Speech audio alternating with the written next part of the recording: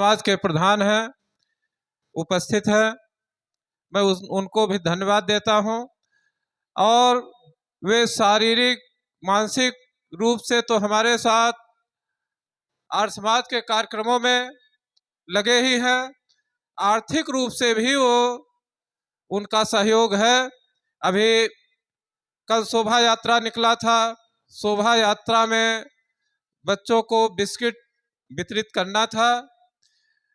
तो चूंकि आपका बड़ा कारोबार है, तो इस कारण से मैंने सोचा कि आप ही के यहाँ से मंगा लिया जाए। तो आपने कहा कि बिस्किट हमारी तरफ से रहेगा, तो इसके लिए हम आपको धन्यवाद देते हैं। और सभी बच्चों को कार्यक्रम के समापन पर पैकेट उसका बंटवाया गया। तो अभी आपने स्वर्ण जयंती मनाई अपने आर्य समाज की, बहुत ही बृहद ऐतिहासिक कार्यक्रम का आयोजन हुआ। उसमें मुख्यमंत्री योगी आदित्यनाथ जी भी आए।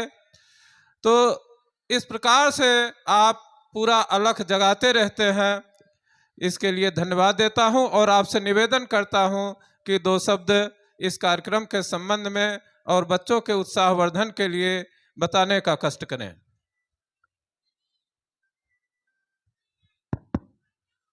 ओम भूर्भुवः स्वः तत्सवितुर्वरेण्यं भर्गो देवस्य धीमहि धियो यो नः प्रचोदयात्। मिश्रीलाल इंटर कॉलेज के पवित्र प्रांगण में आर्यवीर दल के इस समारोह में आर्य समाज के अद्वितीय वार्षिक उत्सव के पावन पर्व पर सम्मानित मुख्य अतिथि महोदय, सन्यासी वृंद, जो हमारे विद्वत मंडल हैं, मातृशक्ति और प्यारे बच्चों, निश्चित रूप से आज देश की जो स्थिति परिस्थिति है, बड़ी चिंतनशील स्थिति है। जिस समय महर्षि दयानंद का प्रादुर्भाव हुआ था, उस समय भी इस देश में अज्ञान अभाव और अंधकार छाया हुआ था। लेकिन महर्षि दयानंद को जो चेतना मिली, जो जागृति मिली, जो चिंतन मिला, उस चिंतन के आधार पर पूरे भारत में ही नहीं पूरे विश्व में जो उन्होंने पताका फहराई, यदि चिंतन किया जाए तो आज महर्षि दयानंद का कोई ऐसा क्षेत्र नहीं है जिस क्षेत्र में उन्होंने कार्य न किया हो। महर्षि दयानंद की देन है कि जो इतने क्रांतिकारी का योगदान हुआ इस भारतवर्ष की आजादी में, सुभाष चंद्र बोस से लेकर के, पंडित राम प्रसाद बिस्मिल से लेकर के, सरदार भगत सिंह से लेकर के, झांसी की रानी से लेकर के, उनके अंदर यदि चिंतन किया जाए तो कहीं ना कहीं से एक अद्वितीय चिंतन था जिसके द्वारा उन्होंने एक क्रांति मचाई। यदि आप महसूस करेंगे तो आज महर्षि दयानंद की जीवनी पढ़ने के बाद दुनिया की बड़ी से बड़ी समस्याएं भी आपके आगे टिक नहीं सकती। तो प्यारे बच्चों, जो इस 5-6 दिन में आपने चिंतन किया है, मैं ये अवश्य चाहूंगा कि आप महर्षि दयानंद की जीवनी अवश्य पढ़ें। महर्षि दयानंद की जीवनी पढ़ने के बाद आपके अंदर चेतना आएगी कि यदि कोई आपकी उंगली को मोमबत्ती की तरह जला भी दे तो आप जीवन में कभी सत्य से समझौता नहीं करिएगा। महर्षि दयानंद ने कभी जात पात के ऊपर कोई चिंतन नहीं किया। एक बार एक आदमी ने कहा कि महर्षि जी, आप ये तो कहीं ना कहीं जो गेहूं खा रहे हैं, रोटी खा रहे हैं, ये शेड्यूल कास्ट की है। उन्होंने कहा ये गेहूं की रोटी है। कहीं ना कहीं आज जो समय की मांग है कि ब्राह्मण की बोली, क्षत्रिय की गोली, वैश्य की झोली और शूद्र की टोली एक हो जाए तो भारत की सीमाएं अजय हो जाएंगी।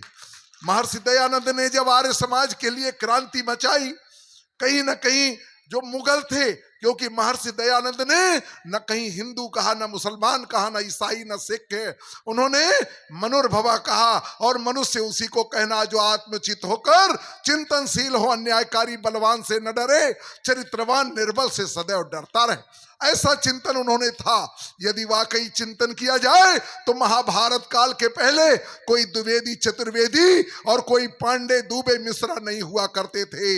एक आर्य शब्द था। अभी मोहन भागवत जी ने लिखा भी है कि आज हिंदुओं एक हो जाओ, मिलो, बैठो, बात करो।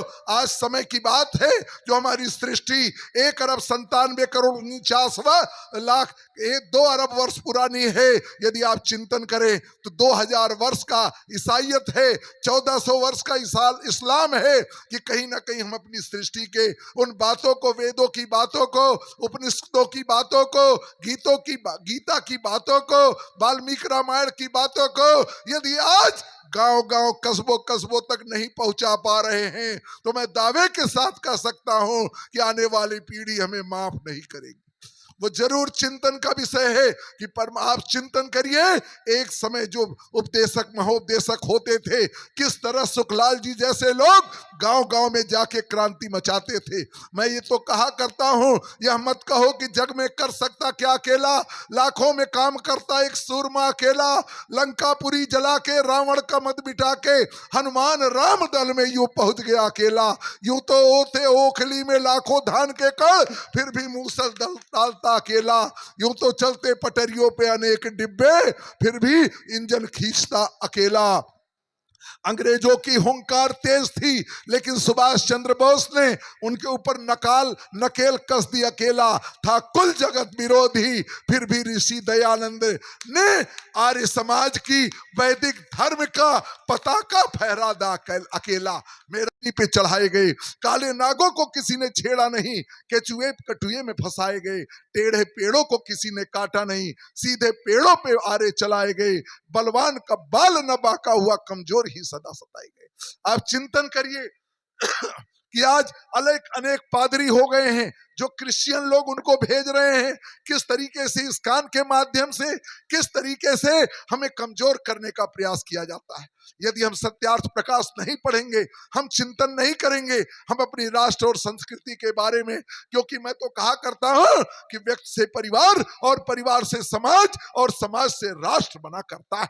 और मैं दावे के साथ कह सकता हूं 5 टाइप के व्यक्ति हुआ करते हैं। पहला उदर पोषक, दूसरा परिवार पोषक, तीसरा जाति पोषक, चौथा राष्ट्र पोषक और 5वां विश्व पोषक। जो आर्य समाज का सही माने में कार्य कर रहा है मनसा वाचा करुणा, वो कहीं ना कहीं राष्ट्र पोषक। और मैं दावे के साथ कह सकता हूं जन्म ना जायते शूद्र, जन्म से व्यक्ति शूद्र होता है।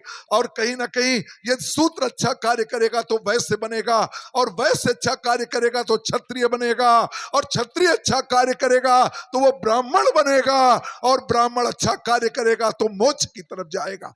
यदि आप चाहते हो हमारा अगला जीवन सफल हो, यदि आप चाहते हो मनुष्य बने, यदि आप चाहते हो मोक्ष की तरफ जाए, तो महर्षि दयानंद के उस वैदिक सिद्धांतों को अपनाना पड़ेगा। आज शास्त्र के साथ शस्त्र की जरूरत।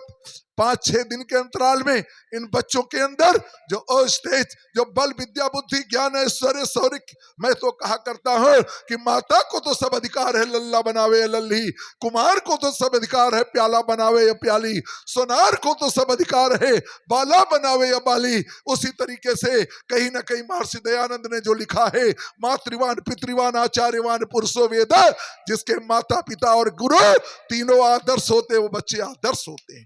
ये बच्चे 5-6 दिन के अंदर एक बच्चियों से यदि कोई लड़का मिलेगा और कहेगा तू चीज बड़ी है मस्त मस्त, तू चीज बड़ी है मस्त मस्त, तो बिटिया बोलेगी मेरी सैंडल बड़ी है मस्त मस्त, मेरी सैंडल बड़ी है मस्त मस्त, मेरी सैंडल बड़ी मस्त। अरे आज 5-6 दिन के अंदर जो चरित्र मिला, जो संस्कार मिला, जो विल पावर मिला, जो खान पान मिला, कि कहीं ना कहीं से हम उस आधार पर यदि अपने जीवन को ले चलेंगे तो हम कहीं नशे के शिकार नहीं बनेंगे। आज जो हमारे समाज की स्थिति है वो बड़ी कमजोर होती जा रही है कि परिवार में एकजुटता नहीं है। यदि हम अपने आप को बचाना चाहते हैं तो हम अपने परिवार में कहीं ना कहीं एकजुटता का काम करें। हम आज आर्य समाज के माध्यम से, इन बच्चों के माध्यम से ये संकल्प लें कि मैंने बाबूजी के अंदर जो परमपिता परमेश्वर ने एक प्रेरणा दी है, ये ईश्वर कराता है, आदमी के बस की बात नहीं। एक आदमी के अंदर, क्योंकि आर्य समाजी तो ये कहता है वो मंदिर ईंट पत्थरों का मंदिर नहीं होता, वो मंदिर होता है जहां मन और इंद्रियां एक साथ हैं, वो शक्ति आपके अंदर है। ये आर्य वीर दल की शाखा यदि जगह जगह कस्बों में, तहसीलों में गांव गांव में कायम होगी तो आने वाला समय कहीं ना कहीं से हमें कोई भी धर्मावलंबी पराजित नहीं कर सकता, परास्त नहीं कर सकता, क्योंकि इनके कोर्स में मर्यादा पुरुषोत्तम राम योगराज कृष्ण जी के जीवन के बारे में, छत्रपति शिवाजी के बारे में, बंदा बैरागी के बारे में, कहीं ना कहीं गुरु तेग बहादुर के बारे में जो कोट कोट के भरा दिया गया है, इनको बता दिया गया है ये जीवन में। क्यों? क्योंकि बचपन के अंदर, बचपन में जो चीज डब की जाती है, जो डाल दिया जाता है, वो जीवन पर्यंत काम करता है। हमें भी 2 साल तक गुरुकुल में पढ़ने का सौभाग्य मिला। ईश्वर कृपा नहीं थी 2 साल के बाद मैं जा पाऊं, लेकिन 2 साल का जो आज संस्कार मिला है, नित्य यज्ञ करने की एक प्रेरणा मिली है, संध्या करने की एक जो प्रेरणा मिली है, जगह जगह आर्यवीर दल का कार्य करने की प्रेरणा मिली है, रेजिडेंशियल शिविर की कार्य करने की प्रेरणा मिली है, वो कहीं ना कहीं से एक कहीं ना कहीं ईश्वरीय प्रेरणा है। मैं प्यारे बच्चों से चाहूंगा कि जो चीज आपने ये शिक्षा और संस्कार और ये चरित्र मिला है, आप याद रखिएगा, जिसके अंदर क्वालिटी होती है वो अकेला होता है, क्वांटिटी से मत घबराइए। आपके पास जो ज्ञान है वेदों का ज्ञान है, जिस वेदों के ज्ञान के का जो स्रोत है वो परम पिता परमेश्वर ईश्वर ने दिया है, और हमारे ऊपर 3 लोगों का ऋण है, एक तो परम पिता परमेश्वर का, एक माता पिता का, गुरु का। यदि हम उस ऋण से ऋण होना चाहते हैं तो आज वैदिक धर्म की पताका, आर्य समाज की पताका, आर्यवीर दल की पताका, गुरुकुलों को आगे बढ़ाने की पताका को आगे ले जाना पड़ेगा, और वो ओज, वो बल विद्या, और मैं तो दावे के साथ कह सकता हूं कि कहीं ना कहीं से उठो हिंद के वीर हिंदुओं, समय पुकार रहा है, देशद्रोह का विस्दर्भ सैलाब फुपकार रहा है। तो कहीं ना कहीं बाबूजी के ऊपर बहुत बड़ी ईश्वर कृपा है। अभी मैं पिछले साल भी शिविर में आया था, हमने देखा कि किस तरीके से बच्चों को संस्कार दिया गया। इन बच्चों को 5-6 दिन के अंदर जो एक क्षमता, जो इनके अंदर एक ज्ञान दिया गया है, वो जीवन में आगे बढ़ेगी, और कहीं ना कहीं प्रभु से भी ये कामना कि इन बच्चों को बल विद्या बुद्धि ज्ञान ऐश्वर्य शौर्य कीर्ति पराक्रम वैभव दें, और सारे लोग जिनका भी इस कार्यक्रम में सहभागिता है उनके अंदर भी प्रभु और क्षमता दे। ओम सम। नमस्कार मित्रों, मैं हूं महेंद्र कुमार और आप देख रहे हैं हमारा YouTube चैनल महेंद्र अवधपुरी, जिसका सिद्धांत है, जिसका उद्देश्य है कि समाज में आजकल की जो नई युवा पीढ़ी है उनके लिए योग, संस्कार, सेल्फ डिफेंस, मोटिवेशन, टैलेंट, ऐसे ढेर सारी विधाएं हमारे चैनल के माध्यम से प्रसारित की जाती हैं। तो हमारे चैनल से जुड़िए, हमारे चैनल को सब्सक्राइब कीजिए और लोगों को शेयर कीजिए। बहुत बहुत धन्यवाद।